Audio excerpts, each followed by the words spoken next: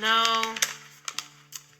The thing with fast food is it's not good for your body, right? So if I like lock in, I have to be like, that's how my mentality is. I realize like I have to become like obsessed with like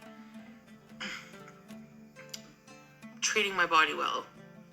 So as a person with high blood pressure, diabetes, the last thing I should be eating is a fast food burger. The fat, the saturated fat, the sodium is just like out of this world. Wakey wakey girls, Foodie has started cycle 2. In last night's video, something must have clicked, and it was probably her blood sugar monitor. She's kicking it all off with a mother meal, a chicken breast skillet this time, with different vegetables, turmeric, salt, and pepper. Yum. In this video, we'll take a look at what she has to say, see if we can figure out what brought this all on, and discuss it all. Let's get started. So yeah, I checked my blood sugar. It was only 9, which is high. But usually fasting, when I eat all kinds of junk, it's like 15, so.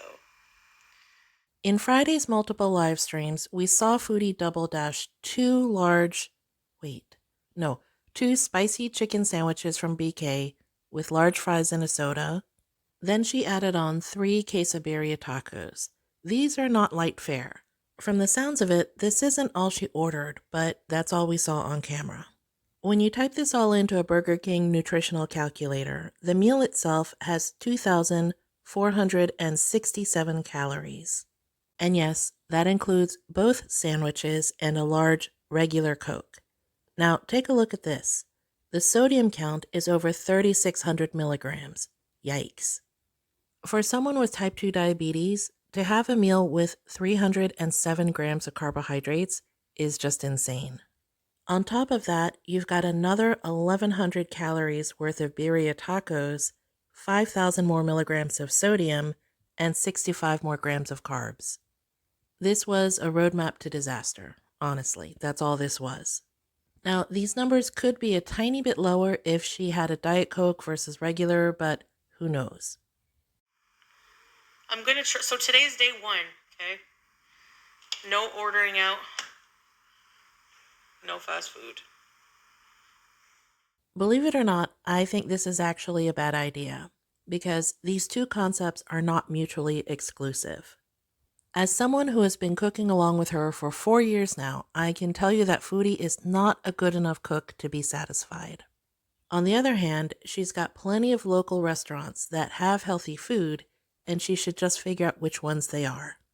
She also needs to be cognizant of portion size, which has always been a problem for her.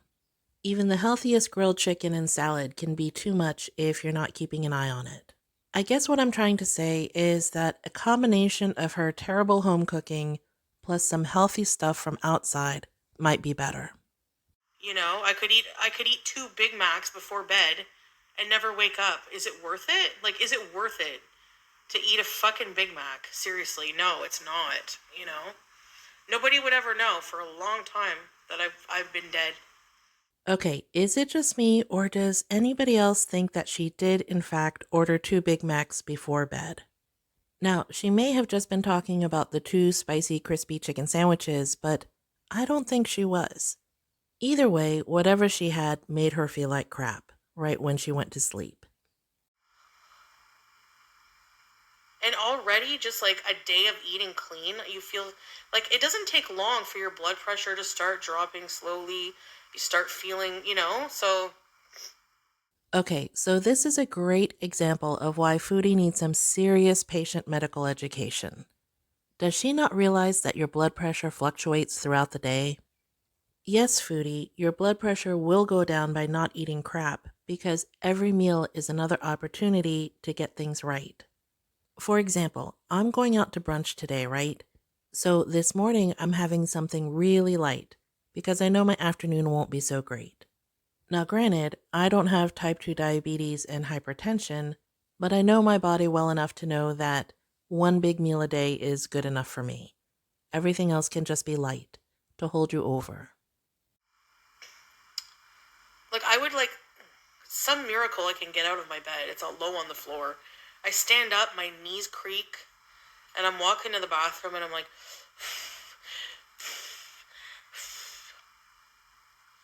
And then I plopped myself down and was breaking my toilet. It's no big secret that I'm older than Foodie, right? I'm 52 this year, so I can definitely understand the aches and pains. For me, they started around my mid 40s, and it's just kind of gone downhill from there. It's not so much my knees, it's more my hips, I would say. In Foodie's case, it's kind of all over because of her weight. She's hauling around hundreds of extra pounds, and that can't be easy. Uber Eats. I don't want to eat that shit anymore. I don't want to spend that money, and I don't want to, like, nope, no more Nashies, no more beaver tails. None of that crap, because it's not worth it. It doesn't even taste that good. When you really think about it, it's like all oil and fat and sugar. That's all it is. Oil, fat, sugar. There's no nutritional value. Your poor body that you're supposed to love, that God gave you, like you're treating it like a friggin' dumping ground. No. When I first started doing the macronutrients for Foodie's outrageous meal videos, it wasn't just to be a smartass. I was really tired of people exaggerating, saying that she was eating 10, 20, 30,000 calories. Given her current comorbidities, the hypertension, the type 2 diabetes, all of that, I knew that the actual numbers would be worse. When it comes to someone like Foodie, it's not just about the calories. It's more so about the sodium, the carbs. It all factors in. Foodie really needs to be looking at her macronutrients. That's the only thing that's going to make her feel better. Old ass black oil they fry it in, you just know. You think that Nashi's being made with love and care? I haven't had pizza in forever. Well, it's already lasted longer than 93 minutes, but if I can make it through today, if I can make it through the next few days, oh, and I think I can. Those black creamy wieners. My blackened wieners. That's another thing that I haven't explicitly said in any videos. Has anyone else noticed that Foodie will eat all of one item that she's really craving? Those beef hot dogs were a great example. She ate the whole packet, cooked exactly the way she wanted them cooked. Everything was eaten hot right out of the skillet, and there were no leftovers for later. It's as if leftovers don't exist to her. One thing Foodie really needs to learn is that one package is not a serving size. Thank you, Ryder. I'm gonna say no to Nashi's. No to anything else. Beef jerky. The beef jerky you buy in the store, no, but homemade beef jerky if you had a dehydrator. Uh-oh, that's another thing you have to look out for. Foodie trying to make healthier versions of some of her favorite foods. That never ends well. Yeah, but you have to watch how much cheese. You know what the dietitian recommended when I went to one? Like a centimeter, like an inch cube for cheese. That's it. And with that, you're all caught up. Let's see how cycle 2 goes. Let's not be cynical, let's just wait and see. Drop me a line in the comments and let me know what you think. I'd love to hear from you. 2 palmfuls of cheddar. I'm on Western meds. I gotta take my pills. Which I won't need if I eat good for a while.